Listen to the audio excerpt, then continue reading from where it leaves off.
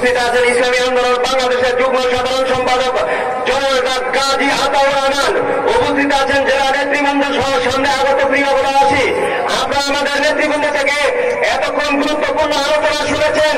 আমাদের দীর্ঘদিনের দাবি, ভোলাতে 1990 সালে গ্যাস দেওয়া হলো, কিন্তু 34 বছরও আমাদের ভোলার বাসা বাড়িতে গ্যাস দেওয়া হচ্ছে না। আপনারা জানেন যে ভোলাতে 10 বছর আগে আমাদের কিছু অংশে গ্যাস দেওয়া হয়েছে এবং আমাদের থেকে রাইজারের টাকা নিয়ে সেই গ্যাসগুলো দেওয়া হচ্ছে না। ভোলাতে আজকে কোন মিল ফ্যাক্টরি কলকারখানা করা হচ্ছে না, করা হয়নি। ভোলা বরিশাল সেতু আপনারা জানেন 2011 সালে এটার ফিজিবিলিটি হয়ে 2017 সালে কাজ শুরু হয়ে 2017-25 সালে এটার কাজ শেষ হওয়ার কথা ছিল। সেই বাজেট এসেছিল, সেটাও ফেরত গিয়েছে। আজকে আমাদের ভোলা থেকে ইন্টারকো অবৈধভাবে গ্যাস নিয়ে যাচ্ছে। আমাদের ভোলায় 1% গ্যাসের প্রয়োজন। আমরা বলছি যে 99% গ্যাস নেন।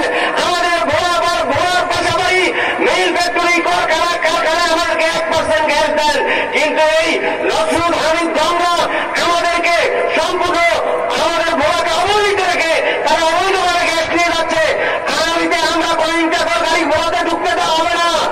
আমাদের যে কর্মসূচি আসবে, আমাদের সাহেব কর্মসূচি ঘোষণা করবেন। ইন্টারকো যদি গ্যাস নেওয়া বন্ধ করে ভোলাকে অবরোধ করা হবে, ভোলার হরতাল দেওয়া হবে। আমাদের নেতৃবৃন্দ বক্তব্য রাখবার জন্য আমরা সংযুক্ত আলোচনা করলাম। আপনাদের সাথে আবার দেখা হবে, কথা হবে ইনশাল্লাহ। আসসালামু আলাইকুম।